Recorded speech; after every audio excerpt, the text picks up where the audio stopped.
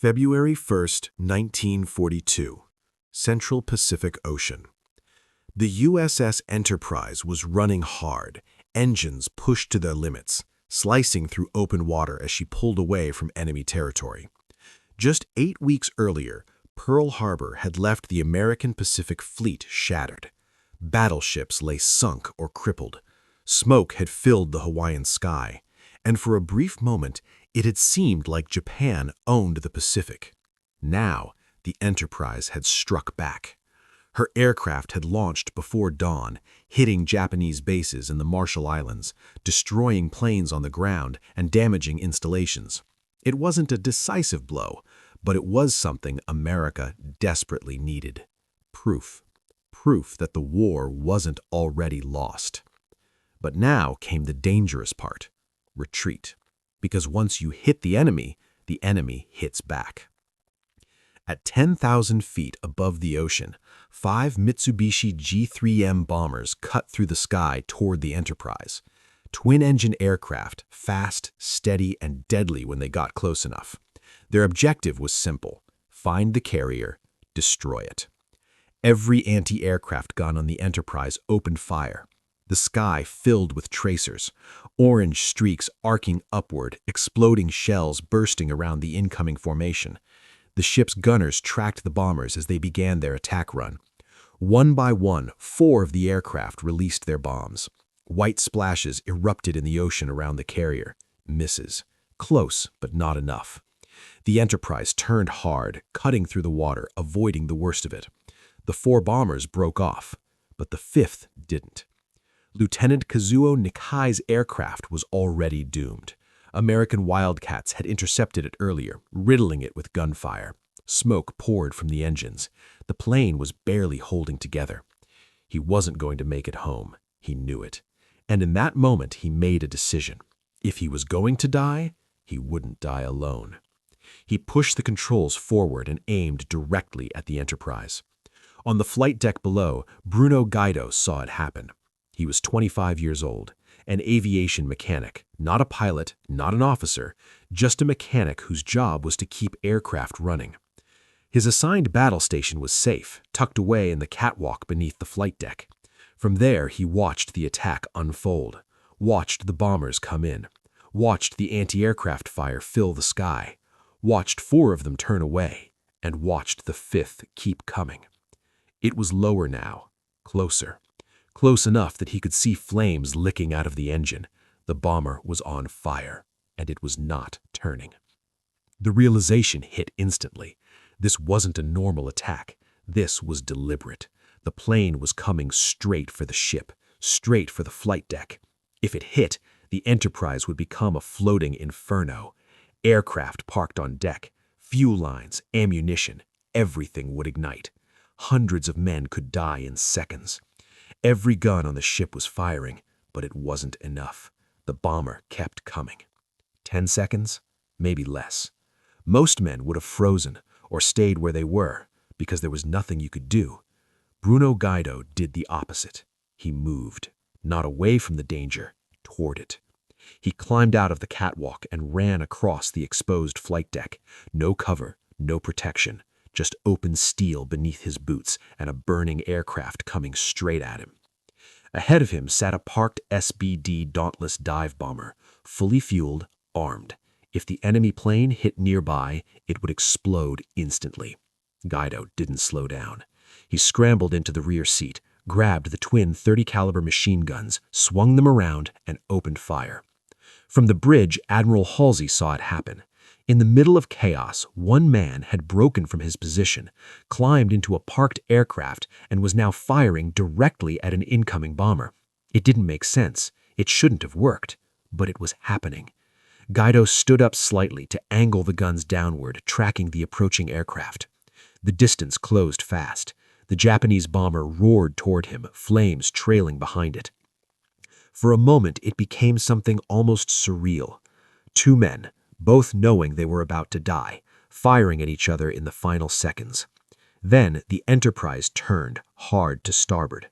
The sudden shift, combined with Gaido's fire guns striking the cockpit area, threw off the bomber's final approach. Instead of crashing directly into the flight deck, the aircraft clipped the tail of the Dauntless Gaido was sitting in. The impact tore the tail section apart, just feet behind him. The damaged American plane lurched violently. The Japanese bomber spun out of control, its wings sheared away, and then it plunged into the ocean. Gone. But the danger wasn't over. Fuel spilled across the deck. Fire flared. The damaged Dauntless teetered near the edge. Gaido was still in the rear seat, still holding the guns, still alive. He fired a few more bursts into the wreckage below, making sure the threat was finished. Then he stopped, looked around, and calmly grabbed a fire extinguisher. He put out the flames spreading across the deck. Only after everything was under control did he climb out. No celebration, no hesitation. He simply stepped down and walked away. And then he disappeared. Because in his mind, he had just done something very wrong. He had abandoned his assigned position, taken action without orders. In the Navy, that could mean punishment. So Bruno Gaido went below deck and hid, while above him, the entire crew was asking one question. Who was that man? Vice Admiral William Halsey had seen enough combat to recognize courage when he saw it. And what he had just witnessed was something else entirely. From the bridge, he had watched a single sailor leave safety, run across an exposed flight deck, climb into a parked aircraft, and engage a burning enemy bomber head-on. Not because he was ordered to, because he chose to. Who was that man? Halsey demanded. No one had an answer. The officers around him exchanged glances. They had all seen it, but none of them knew his name. "Find him," Halsey said, "and bring him to me." Below decks, Bruno Gaido was doing his best to stay invisible. He had slipped away the moment the danger passed, moving through narrow passageways and ladders deep inside the ship. The Enterprise was a floating maze, and Gaido knew it well. If he didn't want to be found, he wouldn't be. At least, not easily. He wasn't thinking about what he had just done. He wasn't thinking about saving the ship.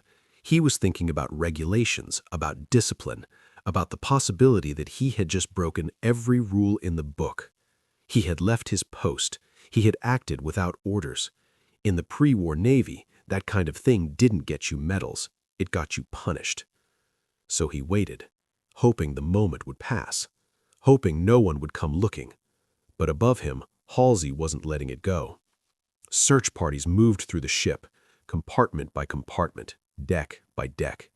Eventually, they found him, pulled him from wherever he had tucked himself away and brought him up to the bridge.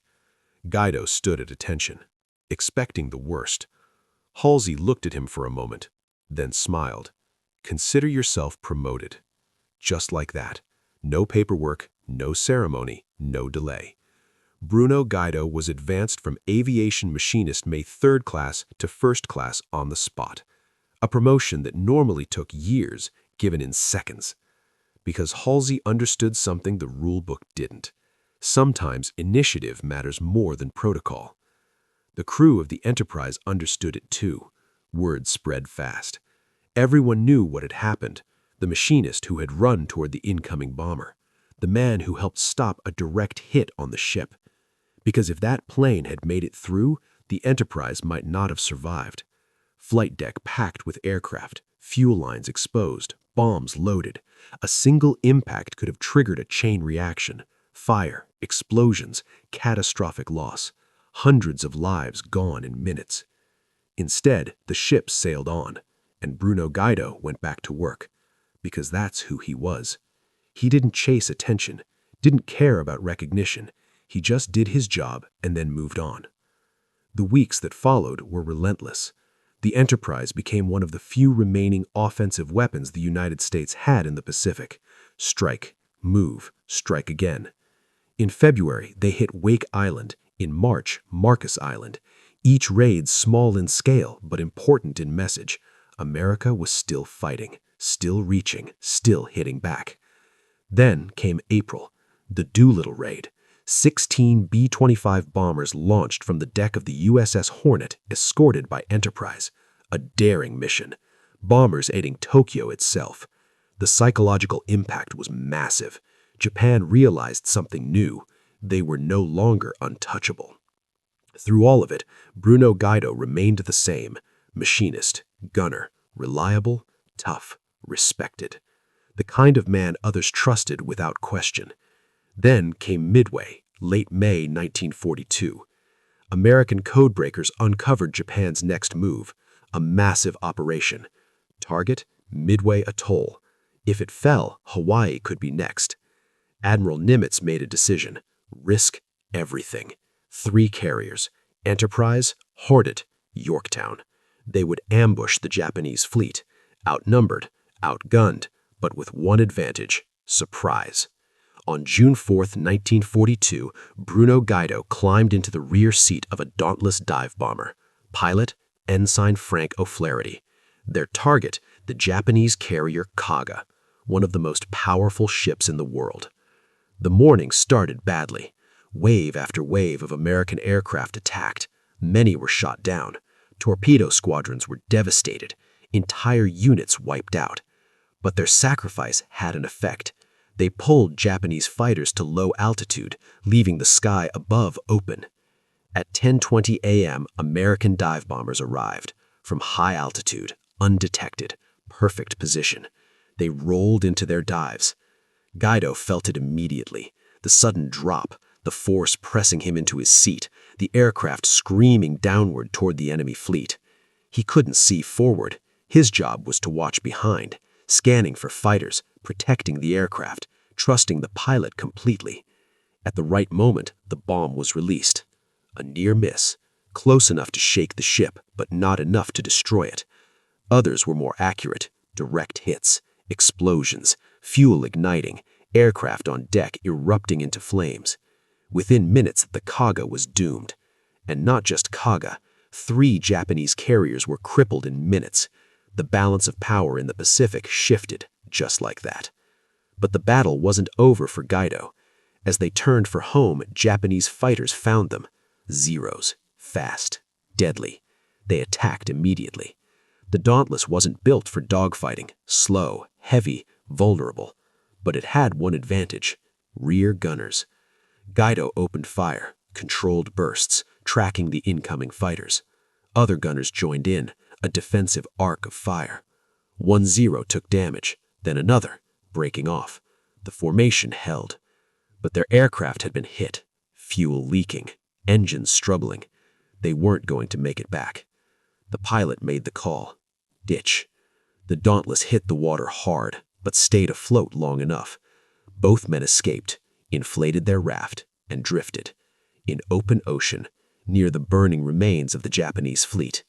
They were alive for the moment, but they weren't alone. At first, it looked like they might survive. The ocean stretched endlessly around them, broken only by smoke rising from the burning wrecks of Japanese carriers. Pieces of debris floated past. Oil slicks shimmered on the surface. The battle that had just changed the course of the war was still unfolding in the distance. Bruno Gaido and Ensign Frank O'Flaherty sat in a small life raft, alone, exposed, waiting. They had been seen. Another American pilot had spotted them, marked their position, and continued on. That meant help would come. Eventually. It had to. But war doesn't always follow expectations. Hours passed. Then a shape appeared on the horizon. A ship. Not American. Japanese. A destroyer cutting through the water toward them. The Makigumo. Its crew had spent the morning watching their carriers burn, watching comrades die, watching a battle they expected to win turn into disaster. And now they saw 2 American airmen floating in the wreckage. The destroyer changed course, closed the distance. Gaido and O'Flaherty had no weapons, no options, no way to escape. They were pulled from the water. Prisoners. At first, there was hope. Captured didn't mean dead, not immediately. They would be interrogated, questioned, used for information, maybe exchanged, maybe held until the war ended. For 11 days, they were kept aboard the Makigumo, questioned repeatedly.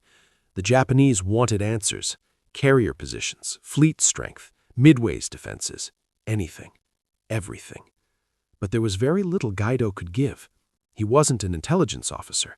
He wasn't part of strategic planning. He was a machinist, a gunner, a man who fixed engines and fought when needed. Even if he wanted to cooperate, he had almost nothing of value. But that didn't matter. The Japanese believed he did, or pretended to. Interrogations continued. Pressure increased. Historians would later debate what happened in those days, whether they resisted completely, whether they gave false information. But one thing remained consistent. Everyone who knew Bruno Gaido agreed on this. He wasn't the kind of man who broke easily. Not the man who had run toward a burning aircraft. Not the man who had climbed into a parked bomber to face certain death. Not the man who had looked at a pilot and said, "You got wings, don't you?" 11 days after Midway, the decision was made. They were no longer useful. Orders came down. Dispose of the prisoners. Even then, something unexpected happened. The crew hesitated. When volunteers were requested to carry out the execution, no one stepped forward.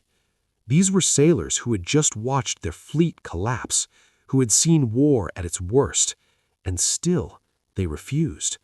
But orders are orders. Later that night, a smaller group was assigned, not asked, told. Gaido and O'Flaherty were brought up, bound, weights tied to them, fuel cans, heavy, cold, final. There was no ceremony, no announcement, just darkness and the sound of the ocean. They were thrown overboard and disappeared beneath the surface. No grave, no marker, just the vast Pacific. For years, no one knew. Back home, Bruno Gaido was listed as missing in action. His family waited, hoped, prayed, but no answers came. The uncertainty was its own kind of pain, not knowing if he was alive, not knowing how he died. His mother never recovered from it. The stress, the waiting, it consumed her. She died less than 2 months after he was reported missing, still not knowing. It wasn't until after the war ended that the truth came out. Japanese records, interrogations, fragments of information pieced together. The story emerged slowly, what had happened, how it had ended. It was classified as a war crime, but there would be no justice. Most of those responsible didn't survive the war, and the Machinist itself was sunk in 1943, exactly 1 year after Gaido had saved the Enterprise. A strange symmetry, not justice, but something close. Bruno Gaido was 26 years old. He had served just 20 months. In that time, he had taken part in the first American offensive of the war, helped defend one of the most important ships in the Pacific, fought at Midway, a battle that changed everything, and then vanished into the ocean. His body was never recovered. His name is carved into stone, one among thousands, at the National Memorial Cemetery of the Pacific. The missing. Those who never came home. Years later, the Navy honored him. The Distinguished Flying Cross. Recognition for bravery, for what he did in the air. But the moment that defined him happened on a flight deck, in seconds, when every instinct should have told him to stay put, to survive, to do nothing. He chose action. And in doing so, he saved a ship, saved lives, changed the outcome of a moment that could have ended very differently. Bruno Gaido never saw the end of the war, never saw victory, never saw peace. But his story lived on, among the men who served with him, among those who understood what he had done, and among those who would later hear it. A machinist, a gunner, a man who didn't wait for orders, who didn't ask permission, who saw what needed to be done and did it. because sometimes that's all it takes.